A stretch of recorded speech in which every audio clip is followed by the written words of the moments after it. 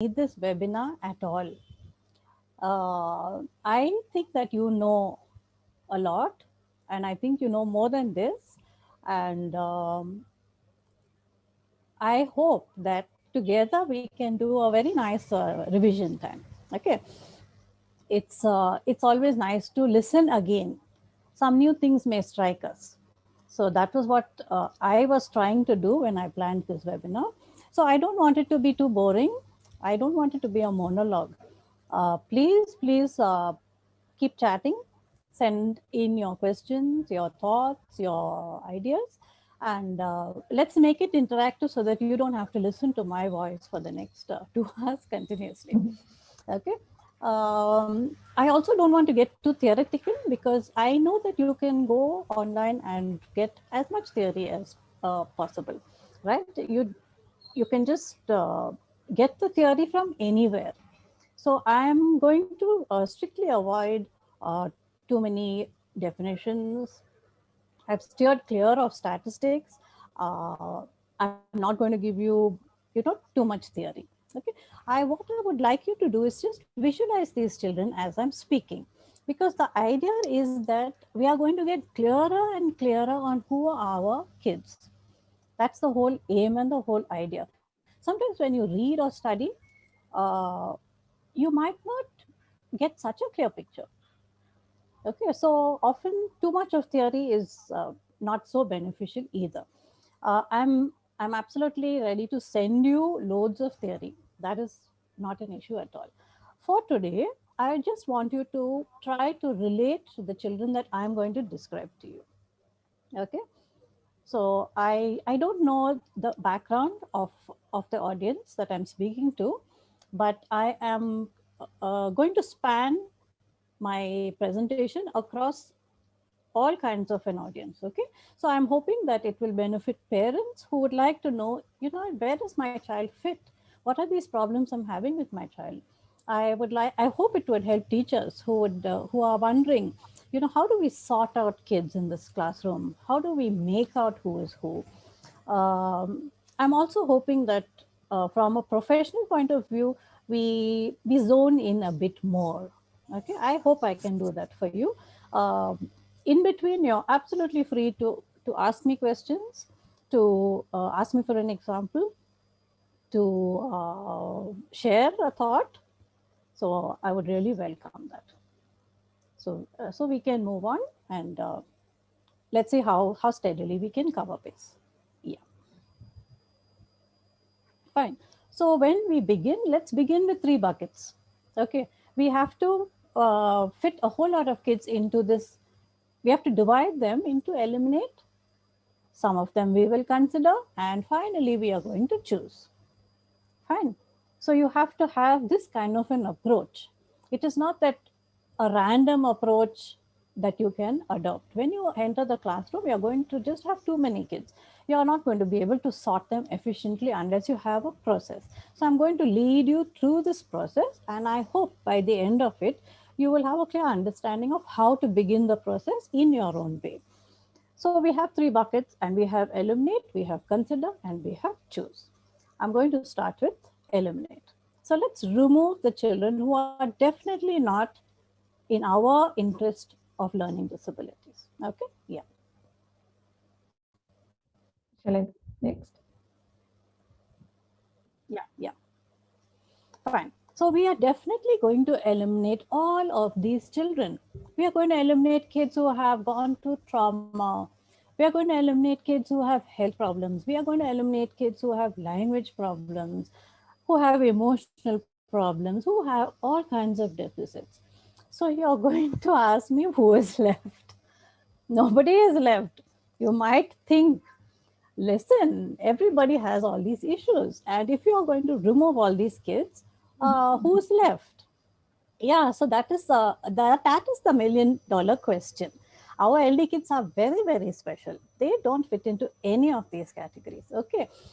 Today I'm going to give you a slight highlight on brain, the functioning of the brain. At regular points, I'm going to bring it to your mind that you have to keep in mind that we are talking about the brain functions. That is the point today that I want to emphasize for you. Okay, so we have been crying hoarse for the last couple of decades about the children with learning disabilities. We have tried from a social perspective, we have tried from an academic perspective, we've tried from emotional perspective, and yet we are not having a fair enough response. Okay, people are still not accepting this category. So today I'm going to tell you beyond doubt that it is brain related. It is brain related. So therefore your whole perspective has to change. Your whole approach has to change. It cannot be any more a casual approach. Okay. It cannot be any more this first approach. Oh, child has gone through trauma. Child has got learning problem now. No. Or, the child is very upset right now. So the child, no, no. Okay, if you look on the right, you will see the images of the brains. The left side is the normal brain, the right side is the brain that has undergone some disorder. If you look, you can see the effect. Can you see the amount of change that has happened? Some functions are not working and some functions are overworking, and this is very, very serious because it is going to affect every function that you do. It is going to starting from your speech down to your writing, it is going to show an effect. This is very, very important to consider. Okay, next slide. When we talk about trauma, we have to eliminate. We are talking now elimination, remember that. We are going to remove every child who has had a recent trauma of any sort, or a trauma of the past, or an ongoing trauma, perhaps a death in the family, perhaps an accident. Perhaps they've shifted from one city to another. We might not give that importance, but it causes a lot of trauma when you uproot the child from a familiar, secure situation and place them in an unknown situation. There could be some family relationship problems, a dysfunctional kind of a family. Okay, so you might say, why not we consider children like this? Because very often such children have learning problems. Okay, so I want to take you to the box right on top. Trauma causes chaos in our brain and causes an emotional as well as a cognitive concussion. That is the impact. It is not that child will adjust, child will be fine, let us give some tuition. No, the what happens to the brain is equivalent to a concussion. Some nerves are affected, some synaptic connections are affected, some chemical imbalance happens, and it causes a lot of trouble. We are not considering these children. Okay, we will give them some very special treatment, of course, but they are not in our category. Coming down, do you know why? Coming down to the next box, there are parts of the brain under stress, they cannot operate. Look at this. The Look at the right side. The right side is when it is under stress, it becomes very weak. And look at the left side. It is in complete control of the entire brain. The cortex is able to control every thought, every reaction, every idea, every process. But when it is stressed, it just becomes tight and it stops functioning and it can't proceed. That is why we say that these children are not children with learning problems. Okay. Yeah. Next slide. We are going to eliminate children with all kinds of health problems, all kinds of all physical problems. Anybody who says the child is having a health issue, straight away that goes into the elimination bucket. Okay. So what kind of health issues would you face? You will find kids coming with some genetic conditions, some chromosomal conditions like Down syndrome. Uh, you might think that they are quite educable. True, they are educable, but the program for them will be very, very different. That's why we have to separate them. You might have children coming in with though they were normal, they have undergone the polio virus and they may be now using a crutch, unable to walk, a weak hand, or they might have some other kind of a disorder like a hearing disorder where they use a hearing aid.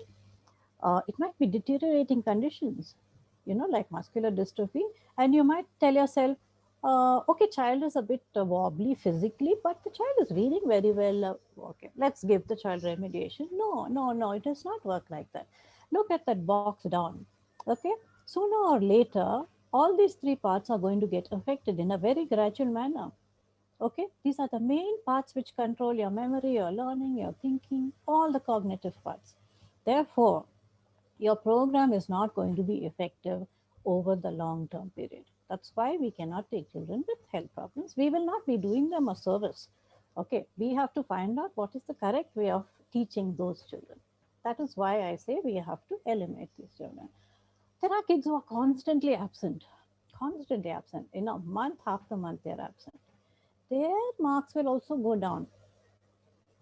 They are also not to be considered. Okay, and then there are children with ongoing conditions who have serious sicknesses. And when they are fine, they come suddenly. Then for a month, they may not come. Even though they are bright, and even though their marks sometimes are uneven, even though they strike you as a child with learning problems, they do not have learning problems. Okay, they have a serious medical condition. Okay. And look at the top box. When you are sick, you know what happens? Everything changes. The way you process input changes.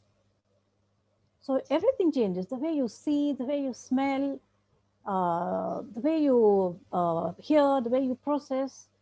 You know how it is. When we are sick, we just can't, our brains don't function that well. We're so groggy, and we're not sharp, and we're not up to the mark.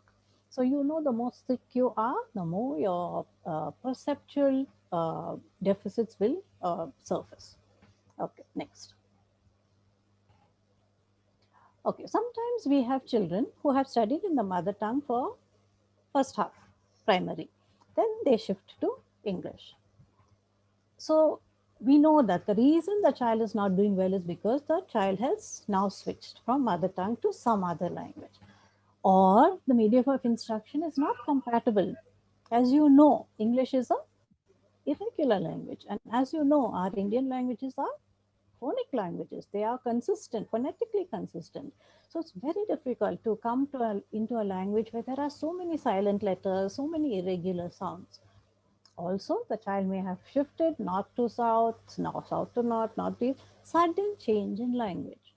We are not going to consider these kids either. Okay, why? Because if you can see on the right box, academic proficiency includes your language as well as your values, as well as your self efficacy. It includes language. Okay, so if your language is not strong, your academics will get affected. This is very difficult for people to understand.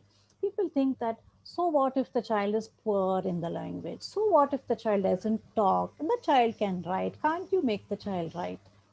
No, we are not going to consider children with a language problem. If your child is having a problem with the languages, that child does not, we cannot call your child learning disabled because of that.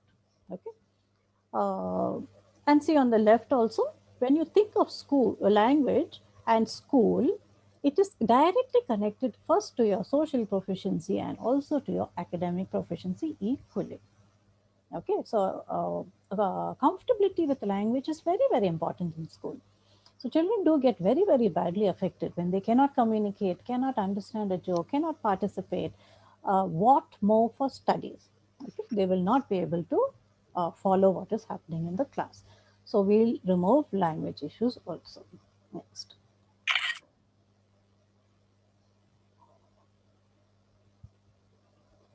Okay, so this is a problem a lot of everybody is facing. All the classrooms have kids with lot of emotional issues.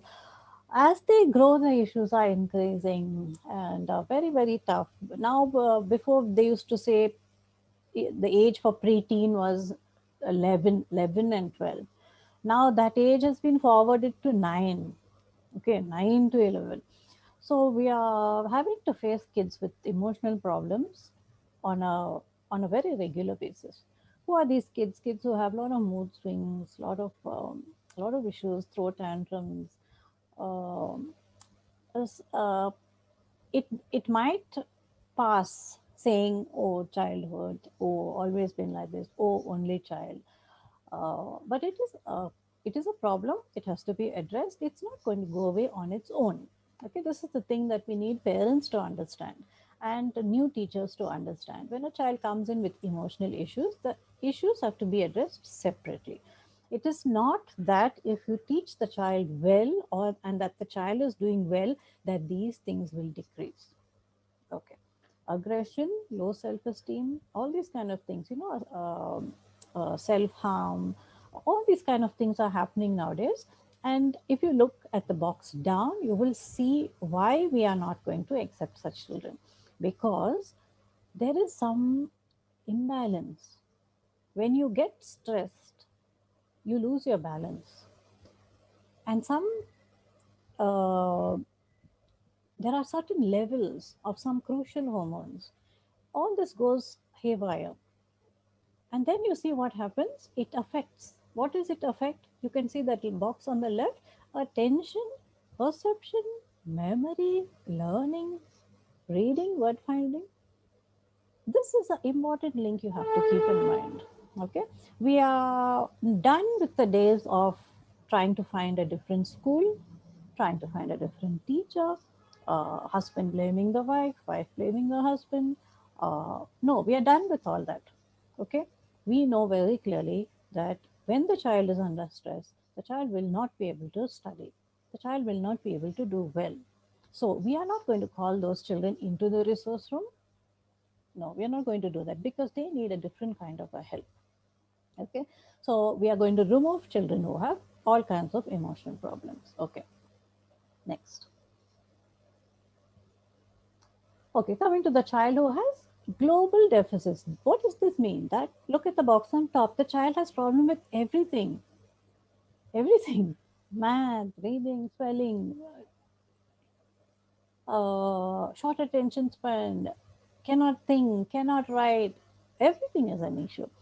Okay, look at the points on your left. Low response in all areas. You have to observe very carefully, and you can pick out these kids. They're quite fast. They're quite passive, and they're quite dull, and you have to motivate them so much to get a response, and they take so long to do everything. Okay, so that's something that you have to observe. Is the child taking a long time to do everything? That is a very good clue to tell you that the deficits are all across all areas, and they seem basically disinterested. So whatever you say, come, let's read a nice book, or would you like to play a game, or yesterday you enjoyed the story, shall I tell you again, or what movie did you, whatever you try, the response is very there's no expression on the face, and it is so difficult to get them to respond. Okay, or they're a bit distracted, or they lose interest after a while. So look in the at the box down. Slow learners are students who learn more slowly than their peers, yet they do not have a disability requiring special education. Okay, so this is something we must be very clear about.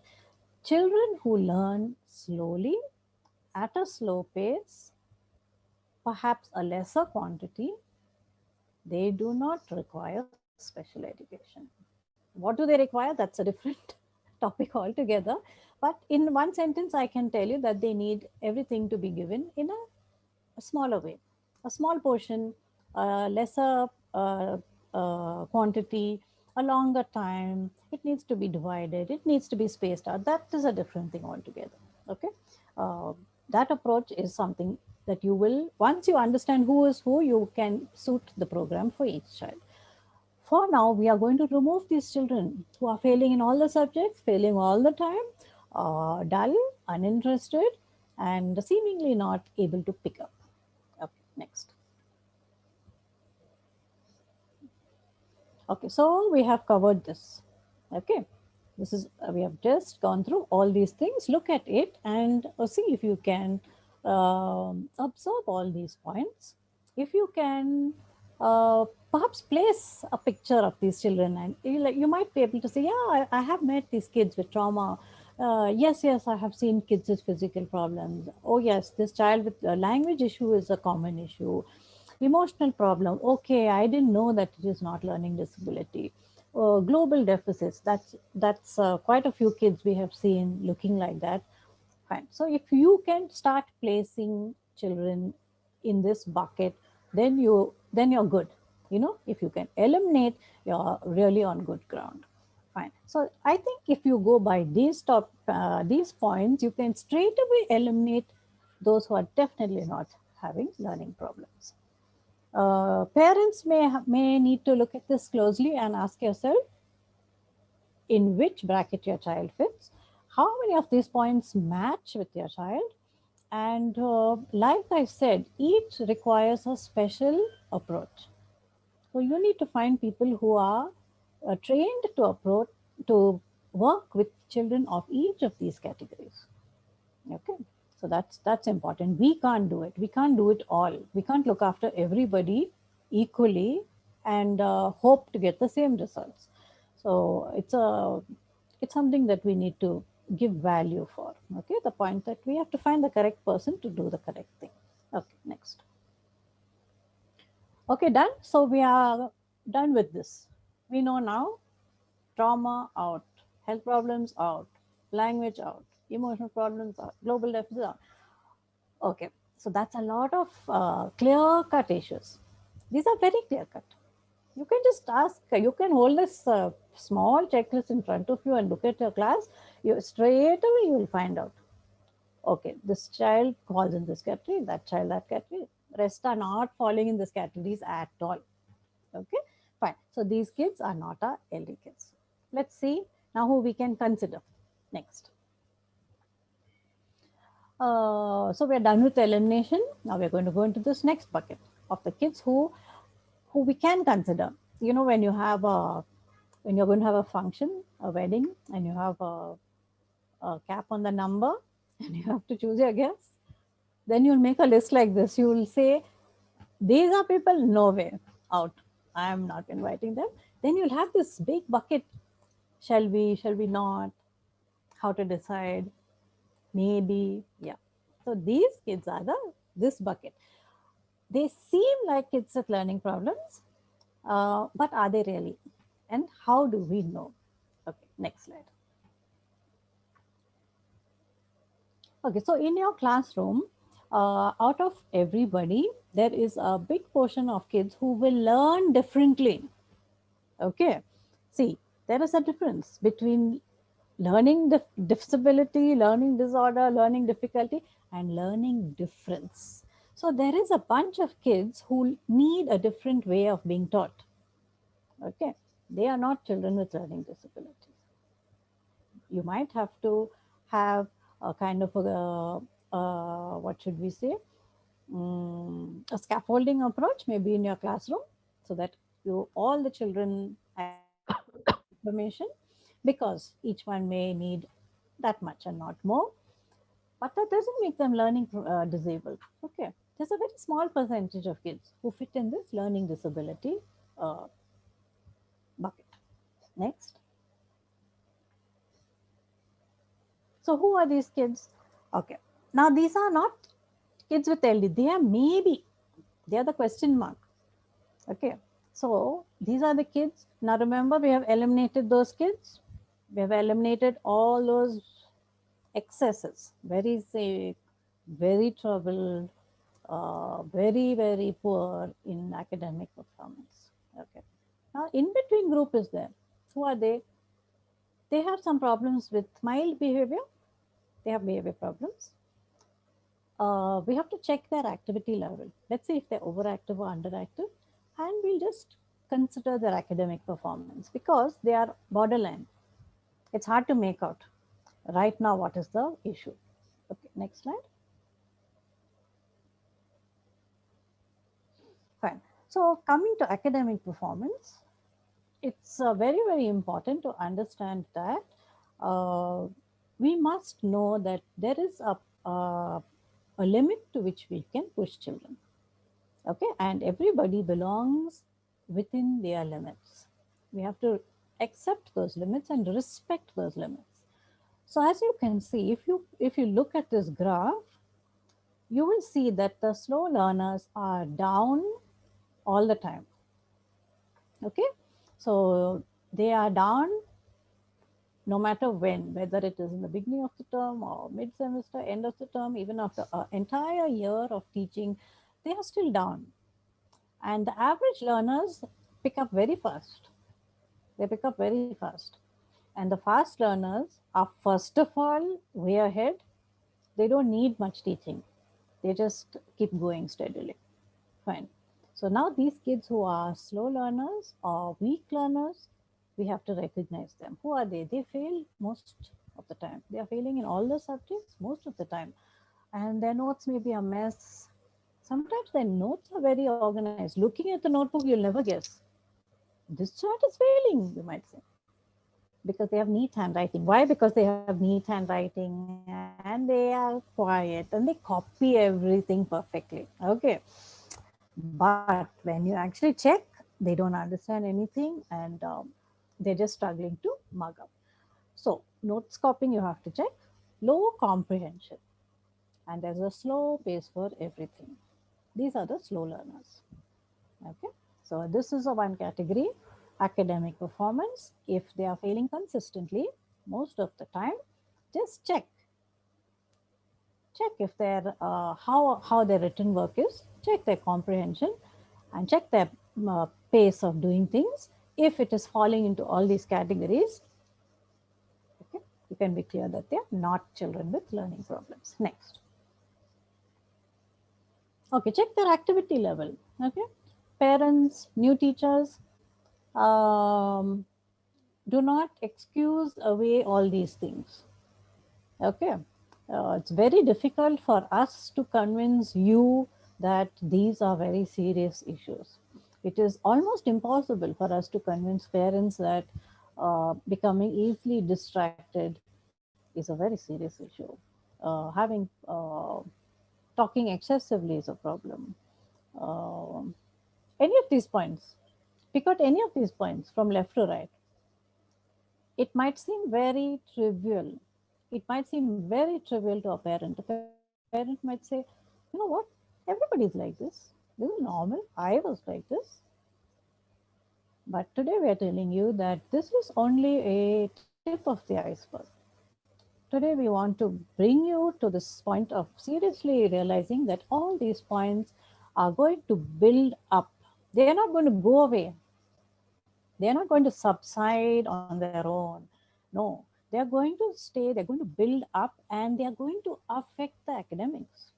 That is why we are concerned about it. So, what are the points you are going to keep in mind? That green oval that you see. Is there low attention? Is there overactivity? Is the child too dull and not interested in even moving about? These are all signs that there is a problem. And if it fits with others, it might be a learning problem. If it is on its own, these issues, then it is not a learning problem. So this thing you need to keep in mind when you observe all these points, all these points. Okay, next slide. Okay, when you come to behavior, it's very important to understand all these 3 points that I have listed. First is that learning disabilities may cause secondary issues in behavior. It may. It may, yes. So if you have a child with a behavioral problem, of course we want to check if the child has learning problems also. It may be a secondary issue. Secondly, the behavioral problems can be comorbid with the learning disabilities. It may always be, hand in hand. It's not that it's a secondary issue. Okay, when it is a secondary issue, it subsides, we can control it, it goes away. But when it is comorbid with learning disabilities, that means that we are going to have issues. We are going to have to plan a program that addresses it. Okay, our goals have to include behavioral problems. Third, behavioral problems can exist without learning disorders. Okay, in which case we hand them over to somebody else. Okay, we will not teach children who are simply disrupting the classroom, so you send them to the resource room. So you put them with a bunch of kids who are, having a small circle, who are doing their remedial work, so that the day passes happily. No, behavioral problems are a bracket on their own, and they have to be investigated further. So that is the important thing to understand. Uh, Look at the box on the left. I'm not interested in the blue part. I want you to see secondary characteristics. Poor social skills, inattention, hyperactivity, behavioral problems. Okay, so when you have any of these issues, it will cause the blue box. Okay, so you could have what is happening on the left. If you look at the brown box, can you see the brain? Okay, can you see the normal brain? It's highly connected. It's highly perfectly connected. Yeah, it is mind boggling. Now look at that, the down box. It is not connected at all. Different things are happening. One side there is daydreaming, one side there is distraction, one side there is attention deficit, other side hyperactive. Everything is just like a bubbling pot on its own. So, under such a circumstances, can you imagine if you want the child to process language, recall, retain, comprehend, sit quietly, complete notes? Very tough. Okay, very tough. Look at the box on the right. Okay, I want you to look at that very carefully and see which parts of the brain are activated when they experience aggression or fear or any kind of emotion, intense emotion. You know what happens? The neural mechanisms in the brain undergo a change. Okay, so you must understand this. You must understand this. It is not about punishing the child, it is not about threatening the child. You cannot do all that. You have to seek the correct treatment if your child has ADHD or any kind of a behavior problem. Whatever modification you do, it is not the correct approach. You might give a chocolate today and tell the child, sit quietly, I'll give you chocolate. Okay, can you do that every day? Can't do that. Sit quiet, I'll give you phone. Can you do that every day? You can do it every day, you shouldn't do it every day. Or the child will throw a tantrum, so you quickly run and you give whatever settles the child. It's not going to go away like that. Okay, because there is something happening in the brain. You must understand that if any when you and I know as adults, when we get upset, we lose our balance. Okay, and to bring it back to that calmness, you know how much effort it takes. So can you imagine in a child, okay, who is not aware and was trying to cope with all these issues? Okay, next slide. Okay, so in the consider bucket, we have gone through all these points. Can you see? We have gone through all these things. Behavior, out. Activity levels, excess, out. Academic performance, very, very poor, out. So we're not going to consider these kids too. Okay, fine. When we reach the actual choosing bucket, then you will become very clear who are these kids. Okay, next slide. So we are already now going to eliminate all these children. Can you see? All these kids who are, the behavior is the main issue, not LD. Activity level is the main issue, not LD. Only academics is an issue, not LD. Okay, so straight away we can say that all the troublesome kids are out, all the uncooperative kids are out, and all those who are very, very poor in academics are out. Fine. So that again cuts off quite a lot of your class, isn't it? So now who are you left with? Let's see. Turn. Fine. So we're done with eliminate, we're done with consider. Let's go to choose. Huh. So our kids with learning disabilities are not, they are not all these things. You can look at each of the circles. They are not lazy, they are not incapable, they are not dumb, they are not slow learners, they're not trying to get away with something, they are not looking for excuses. Okay, so when you look at your children, you will know at once who are the children who are fitting into these circles. in your classroom, at once you'll be able to put them now into these categories. As long as they are fitting into all these categories, they are not in our category. Okay. If you have any children who are coming into these circles, you can straight away say to yourself, okay, out. Okay, next slide.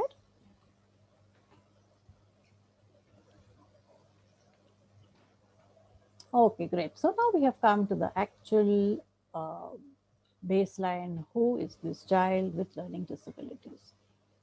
First, we will see the right side. Okay, the oval. You have to look for visible signs like what? Like errors in their work.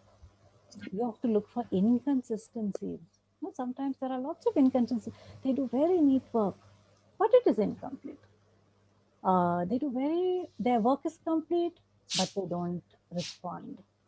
Or the work is complete, but the marks are poor. Or they may say the answer, they don't want to write it. Or they may want to write it, they will not want to say it. These are very, very valuable inconsistencies. You have to make a note. Every time you get an inconsistency, you must write it down and say, wanted to do this, refused to do that. Did this happily, was not happy to do that. As you start making these notes, you'll come to understand, oh my goodness, so many inconsistencies. Almost, such a puzzling picture. There will be an uneven performance, like failing in some subjects and passing in others. Then the parents will say, she doesn't like this subject. She's weak in this subject. She never liked this subject. Or she doesn't like that teacher. That's why she's not doing well in that subject. Fine. However, dear parents, we want to assure you that these kind of inconsistencies and uneven performance goes beyond such small excuses. Okay, they go beyond things like bad teachers, bad schools, bad home environment, bad textbooks, bad no, very difficult test. No, it goes beyond that. When we see that regularly the child is passing in some, failing in the others, doing well in some and failing in the others, we know that this child is bright, yet there is some problem. Okay, we always have this question, what is wrong? What could it be? So nicely the child did the work yesterday. Now today nothing is happening. How can the child be maxing math paper and not being able to clear language papers? How can the child be doing so well in social studies and science and failing in math? Okay, these are the clues for you to zone in. There are also some behavioral issues. What could they be? Like task avoidance, distractibility, changing the topic, wasting time. Fine.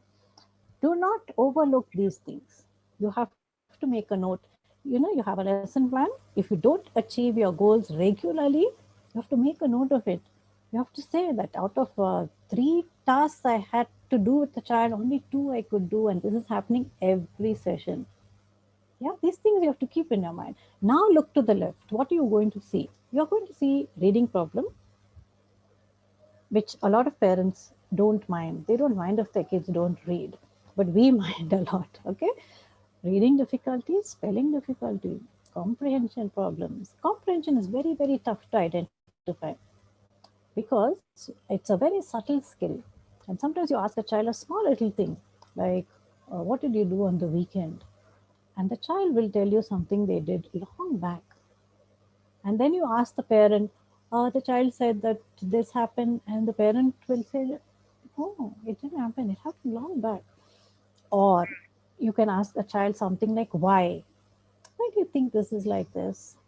And the child will give you an irrelevant answer or change the topic. These are very subtle things. Uh, you have to make it a point to look at all these things.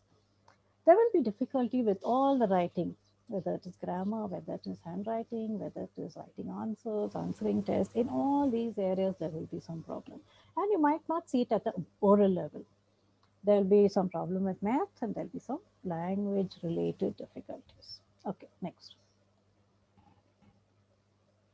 Okay, I'm not going to do too much of theory. I told you. Okay, you can get theory from anywhere and everywhere.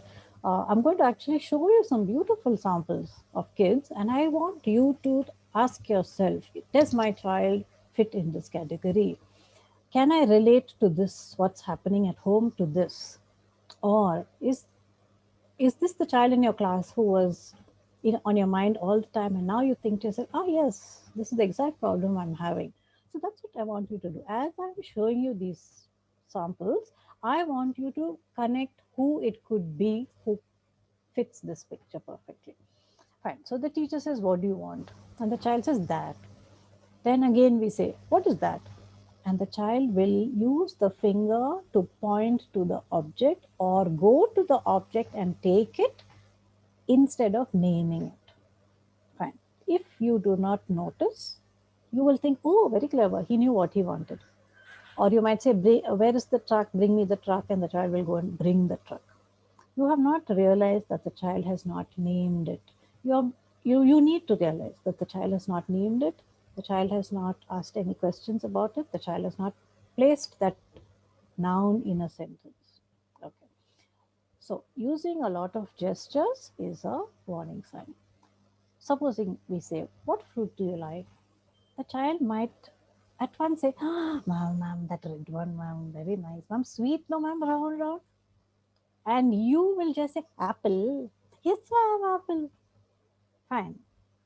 Have you realized that the child could not retrieve the word?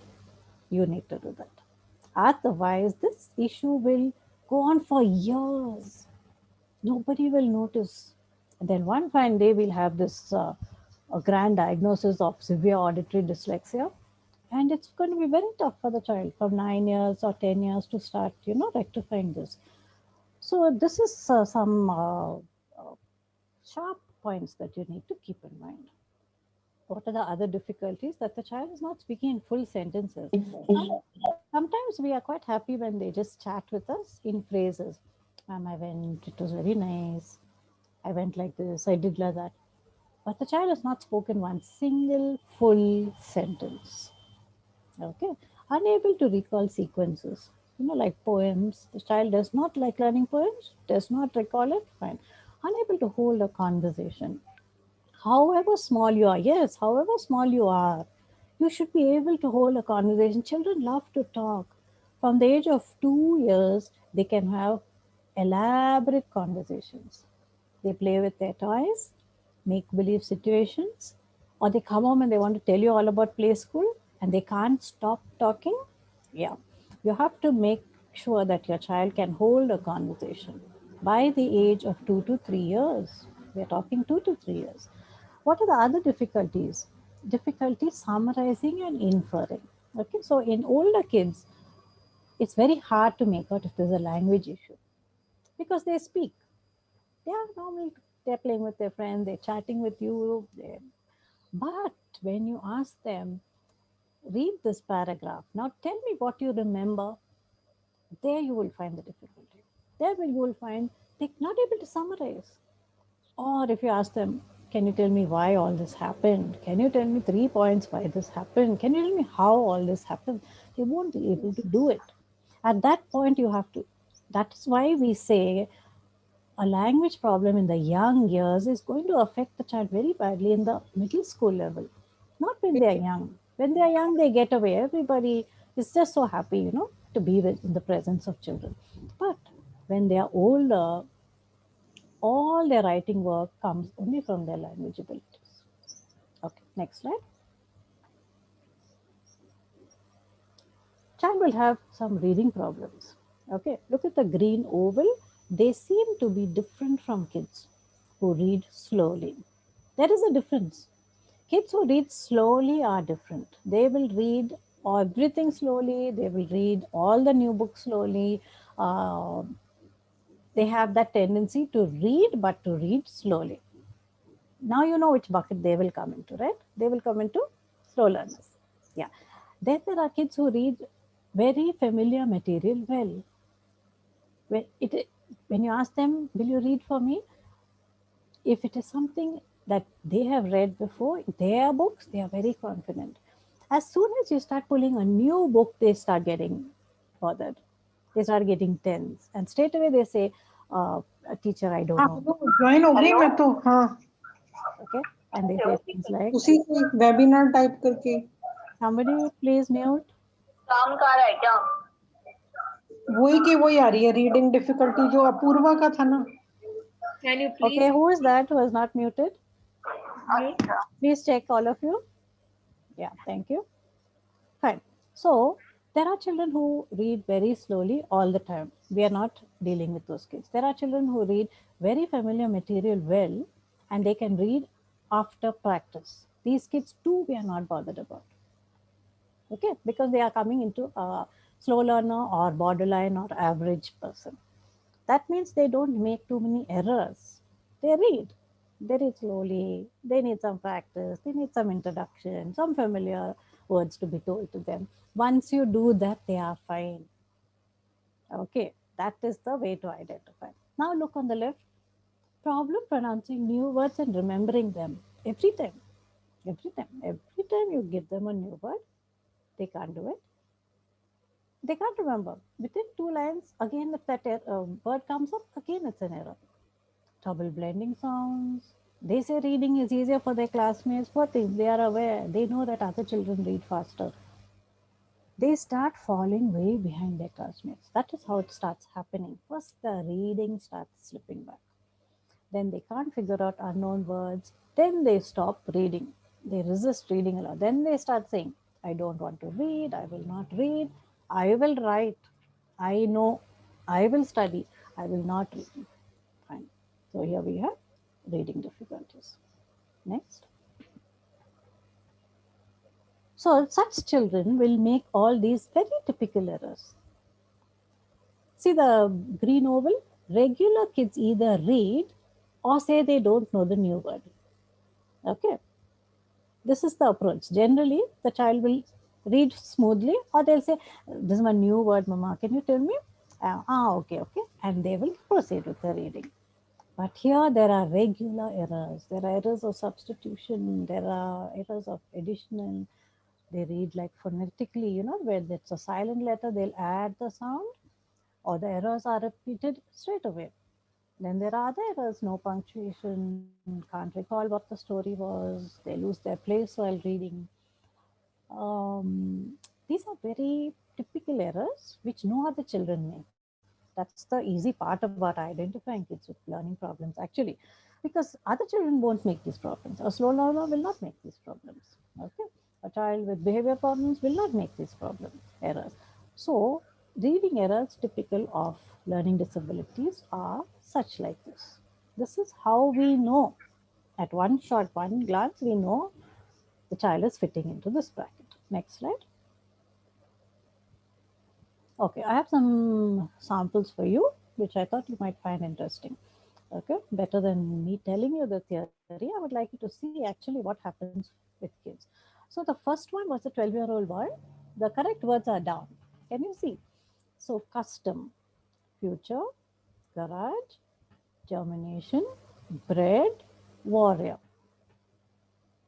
If you take a closer look, you will notice that the the sounds are all there, the syllables are all there, almost everything is there.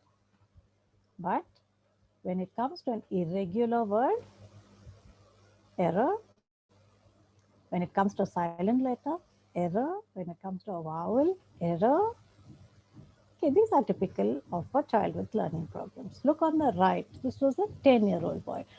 The third word is weak. So cutely he has spelled it, no? V. And the seventh word is sooner. Again, very cutely he has spelled it with a U. Then 10th word has a silent letter might. So he spelled it phonetically. Sight. Where is sight? 10th word. 13th word might. If you look at it closely, you will again understand that wherever the word is inconsistent, wherever the spelling is inconsistent, the child is lost. Doesn't know how to remember the spelling. Next slide. Here's a 12-year-old boy. Very beautiful spelling, really. At first glance, you might think he's written nonsense. You might think, oh my goodness, he's just put all vowels all over the place, double E, everywhere. But look very closely. So beautifully has spelled it. See, headache, he has spelled it without that silent E. Uh, yeah, see, final.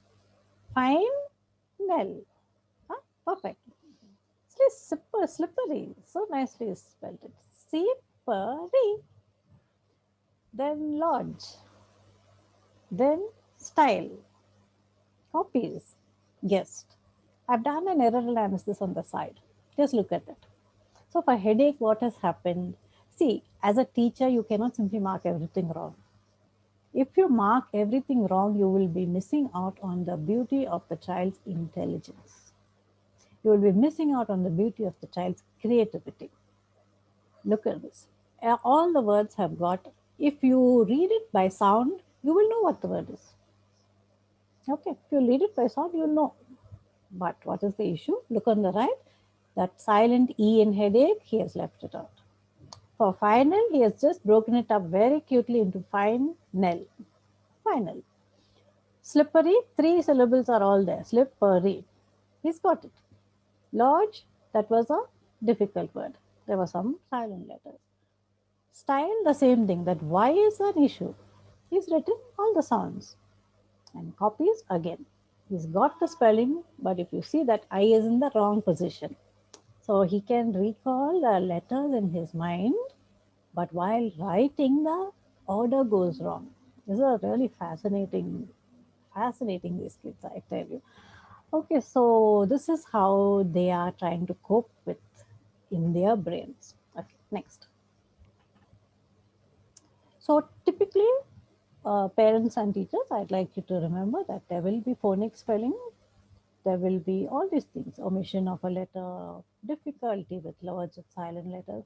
But I want you to come down to the basic thing that there will be a pattern of errors. Every time we cannot say, child didn't study for the test, there was no time, it was a surprise test, or he doesn't like to write, but he can say, um, or this year only it's very difficult. All these years you would know.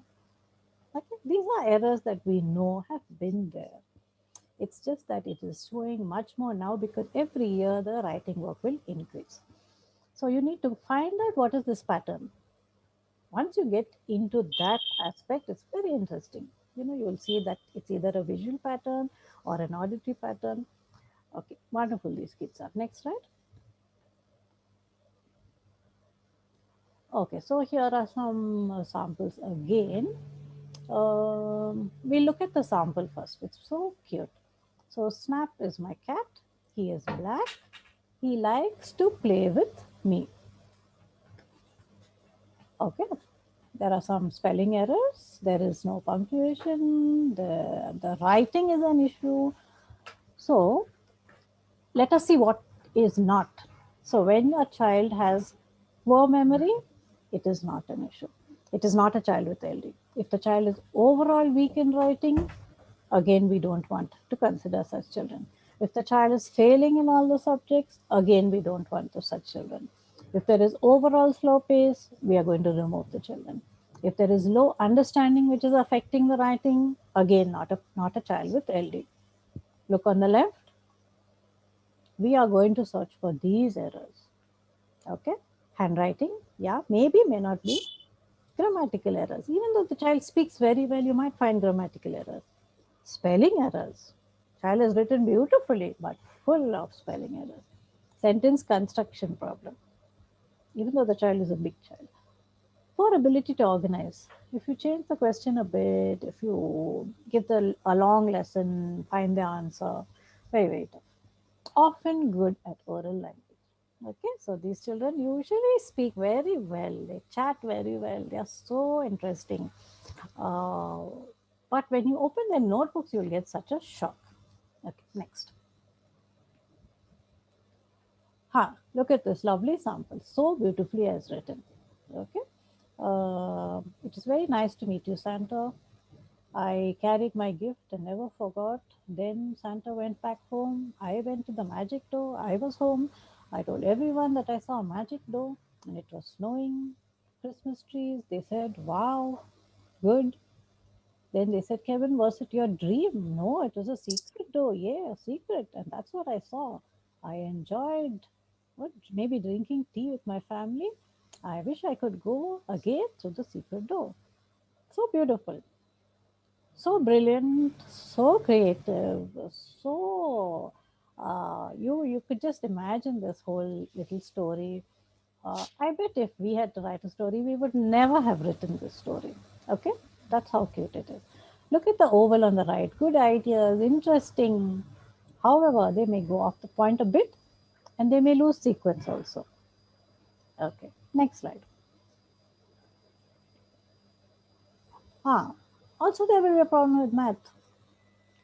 Okay, so sometimes they may not have a problem in math, they may have a problem with all the other areas. Sometimes they might not have a problem in the other areas and only in math. What kind of difficulty? Will it be just poor marks? Will it be, needing more time? Will it be finding everything difficult? No, it won't. It will be things like understanding if the number is 6 or 9.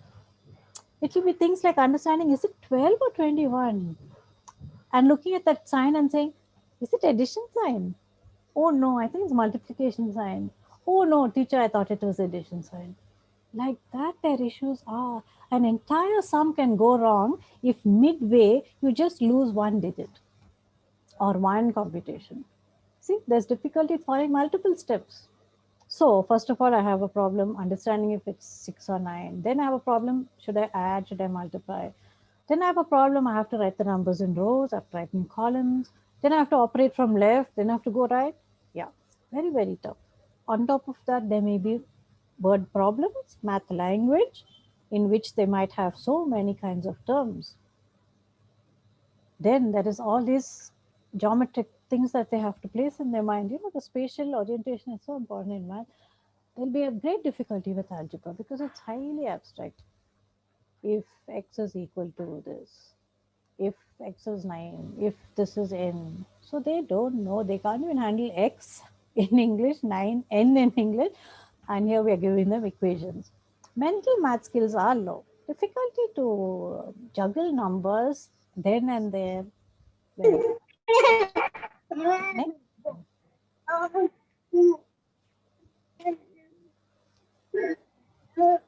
Next slide. Look at that. Look at that. This is a typical child with learning problems. Okay, so at first glance, you will get very tired. Oh, what is this? Where do I start? And then, this is how the child's mind is actually, so many things are happening and they're not able to do it mentally, and they're not, and when you give them a paper, they need to do it in a very different manner. And they may lose where they've done, what they've done. So math could be a issue for the child. Yeah, please mute. Who's that was not muted? Excuse me. Excuse me, somebody is unmuted. Thank you. I muted everyone. Thank you. Okay, thank you. Fine. So when you see a math page that's just like, I don't want to say messy, but I would just say that it's disorganized. If you see this kind of a disorganized layout, at once you have to ask yourself, how is the child processing math in the mind? Is the mind also getting disorganized when faced with so many numbers? So you must check all these things. Sometimes they may be brilliant in everything, but math may be a hidden issue. Okay, so check also math. Next, please. Okay, lovely. So here we have a brain scan that shows you how in a typical reader, so many areas get activated. But in a dyslexic reader, the child is coping with very little activation. Okay, so it is so much easier for a child without dyslexia to read, to process sounds, to blend sounds, to break up words, to remember, to recall and see. But a dyslexic child already has a limitation and the child is trying to cope with that limitation. Okay, very, very important to know that this is what is happening in the brain areas. Next. Okay, so now we are going to come down to the whole thing and let's just see if our heads are clear on all that we went through. Therefore, a learning disability is a neurological disorder. Therefore, it results from differences in the way the person's brain is wired. Therefore, children with learning problems are as smart or smarter than their peers. But there are some problems. Only in reading, writing, spelling, reasoning, recalling, organizational information. You might say, listen, this is everything. No, it is not. It is not. The person has excellent social skills. The person is very affectionate. The person is brilliant in sports. The person is brilliant in music. The person is a wonderful artist. The person is up to date, high tech, gadgets, everything. Nothing wrong with the person. Okay. But when you make them do academics, when you make them handle reading, spelling, writing, then you will see that the wiring is a bit different and we need to work with them to help them understand how to work it out. Next. Therefore, what is a learning disability? A condition giving rise to difficulties in acquiring knowledge and skills to the level expected of those of the same age, especially when there is no physical handicap. At the end of the day, dear parents and teachers, we are comparing children of the same age. Okay? We cannot help it. That is the best way to understand which are the children who are not falling within the norms. So we have to compare all the 9-year-olds together. We have to compare all the 10-year-olds together. You might say, oh, this is just a 6 months difference. This is a 10-month difference. It makes a world of difference. That might be the factor that helps or hinders the child. The child is too young in the class. Some certain processes are not mature enough. Okay? For instance, a language development might be slower in certain children at a certain age. And in most children, after a certain point, if you pass the critical period of learning, after that, if you try to teach them certain skills, it's very tough. It's doubly tough. That's why we say, please do not delay. Please do not excuse away anything. Check it out. Check it out. Be brave. Accept it. There is so much of help. Everything is possible. Be hopeful. Okay, next. Okay, so let's put this in some formal language. Learning disabilities is a neurological disorder, affects the brain's ability to receive, process, store, and respond to information. It is a term that is used to describe unexpected difficulty in a person of average intelligence. That means looking at this person, I won't expect. Looking at you and me, can you make out what difficulty I have? I cannot make out what difficulty you have. But you know very well how you are maths. कुछ के साथ हो You जाए know who's that? Ma'am हाँ Can you please mute? कुछ नहीं go to his room Excuse me, somebody. Okay. It is unexpected. Okay, so therefore, for somebody who's so clever, this child is so clever, but why is the child not able to do writing? Why is the child not able to remember spellings? Yeah. These skills are essential. I'm sorry to say, at the end of the day, it is essential for success at school and work. Okay. Perhaps in olden days or in a different part of the world or in a different society, if you had a trade that you could go follow, your family trade, you might not need education. Okay. But today we know that everything is boiling down to education. Hence, it is essential. It is not a single disorder, it's a group of disorders. Okay, therefore, if I have a problem in spelling, um, it is only a matter of time before we find out that the problem is actually spilling into writing, and the problem was actually there in language. Okay, the main identifying features are this gap.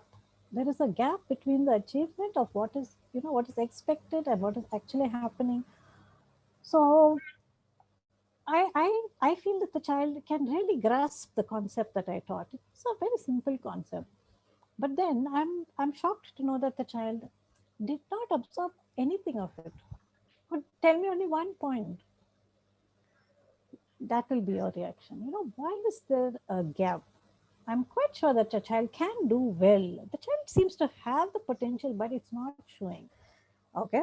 So there you can see in brackets potential and performance. If there is a gap, if you think your child is really smart, but it's not showing in the marks, you need to explore this area. And there will be some secondary issues, especially as the child grows, okay, with social emotional skills and behavior. It's much better to tell the child, listen dear, you have a you find it difficult to do this, so you need to spend more time. Okay, so don't think about others. I know they are playing, but let's do our work. You'll feel nice when you do well. Once the child begins to understand this is the way I study better, and once they begin to accept the way they need to study, it's going to be much easier. Okay, next. Lovely. So now you know who are the children to eliminate. You know who are the children you should consider, but out of that considering bucket, you know finally who are the kids who you will finally choose for this category. Okay, lovely. Next. You've done quite a lot. Yeah, so you went through the choose. Uh, this was where we ended. You need to find the errors. You need to say, yes, this child has a lot of inconsistencies. You need to agree with this. Yeah, very, very bright, but I don't know what's happening. Uneven. Child was doing so well. I'm so disappointed. Again, the child has become. And 5, the last point, all kinds of, problems that are spoiling the balance, so to say. Gets distracted, doesn't want to do, throws tantrums, wastes a lot of time, argues. If I do this, will you let me do that? If I do that, and the parents, please don't be scared of your children. Please, you don't have to say, okay, you do this, then I'll do that. Oh, yeah, okay, I'll give you this. If you... No, please separate all these issues. Okay, academics is academics, TV is TV. Okay, pizza is pizza. Nothing is connected. This is an issue on its own. You need to do this. Your teacher is going to ask for it. Have you finished it? When are you going to finish it? Set the time. Have you done? Things like that. So parents, you also need to become a little bit more tougher. You need to be a parent, not try to negotiate all the time with the kids. Yeah. Next. At a theoretical level, learning disabilities are disorders that affect the ability to understand or use spoken or written language, do math, coordinate movements, direct attention. Although they occur in very young children, the disorders are usually not recognized till they go to school. We have some very alert parents. By 2 years, by play school age, they know something is wrong. Usually, they would have had an ill or another child before, and they say, "See, my first child was not like this, so I know at once there is a problem." Or they might say, "Listen, I've seen so many kids same age, and I know something is there which is not okay with my child." Some lovely parents are there like that. Very early they come, and in no time we set the kids right. And very sadly, there are some parents who will struggle to buy time, who will tell you, see, it took me time to accept. I had to prove to myself that the child really cannot cope. In that time, how much time has been lost? Years. Years. Okay. It's not okay to keep your child without reading skills and spelling skills at 8 years and 9 years. It's not okay. By kindergarten, if your child is not reading, wake up. Research shows that 8 to 10% of American children under 18 years have some kind of LD. In India, it is 11 to 13%. Okay, of children in classrooms, not just everybody. We are considering only children who are being educated and in school. Okay, next. Everybody wants to know what to do, what to do. This webinar is about understanding who the kids are, not what to do. Next webinar we'll do on what to do.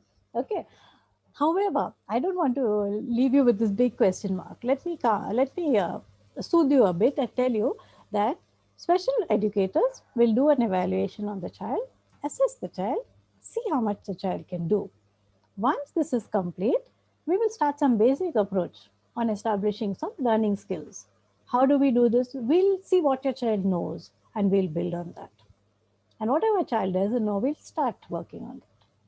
Then, if your child has some language problem, speech problem, maybe some weak skills, the child might need occupational therapy, speech therapy, we will refer. If a child is having a lot of attention problem or hyperactivity, we might refer you to a doctor who will there again on a long-term basis treat your child with medication. If your child is very, very upset, the emotional factor is really coming in the way, we might suggest some therapy for your child. Next. What will happen? What will happen? Ma'am, will my child be okay in 3 months? Ma'am, will my child be okay by the time of final exams? No, no. Darling, disabilities is a lifelong condition. We never say that. We never say that. It is going to be there for life because I showed you the brain. I showed you the neurological impairment. I showed you the effect of that. In some people, several overlapping learning disabilities may be apparent. In others, they might have a single problem. It has little impact on their lives. Okay. So supposing you have a spelling problem and you shift to computers, nobody will know. You'll be fine. Supposing you have a handwriting problem, you start using computers, fine, no problem. Supposing you have a language communication problem, move to computers, no problem. Choose a quiet job, choose a quiet work, lovely. Okay. Supposing you can't do written work and you have good oral language skills, move into the area of communication where you can use your interpersonal skills. So in that way, it might impact you, it might not. It's all up to you and the parent to choose correctly the future for the child. Next. Okay, so we are back to where we began. Remember all those samples I showed you and all those buckets I showed you. I hope now you can relate to all these points. Okay, it is better to end with these points than to begin with the points. So now I'm sure you understand that the children read slowly, they have a problem understanding what is read, they have difficulty picking out the main point. When words look similar, they get confused, spelling errors in the form of reversals, very poor handwriting, slow writing, difficulty with forming sentences, difficulty with reasoning, inferring, problem with math. Yeah, so these are roughly the children that we want to bring to your notice. Will any type of brain scan help in identifying? The brain scans are possible, but they are currently being done only for research purposes, only abroad in some hi-fi setups. Okay. In any case, we do not need a scan to know if your child has a learning problem.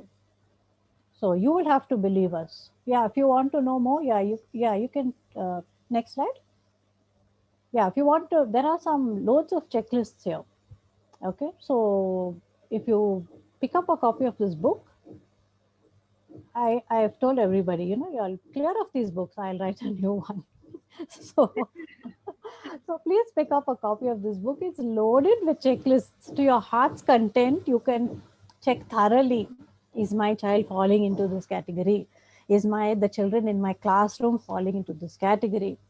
Okay, all possible checklists are there. I did not put the checklist on because I'm not doing a theoretical presentation. How to get the book from Brindavan?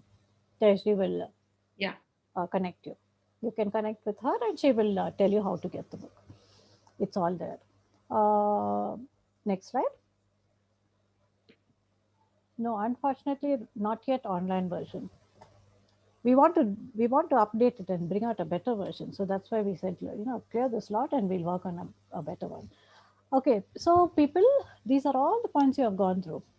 Okay, it looks like a very, very big mind map, but actually you are, as of now, fully conversant with all these points. This is exactly what I covered, and this is what you know. So just look at it again. Is there another slide? No, there you are. You don't need another slide. Now you know everything. Okay. So thank you so much for being very, very patient and listening in. And I hope you got a kind of a new perspective. And I hope you understood. I hope, the way I spoke was you could relate to it. And no, the book is not available in Amazon. I think it is available through Brindavan. They will tell you how best they can reach it out to you. Okay. If they message me, I can So connect. if you message Jayashree, she will send you a copy or tell you how to pick up a copy. Yeah. Okay, great. So what would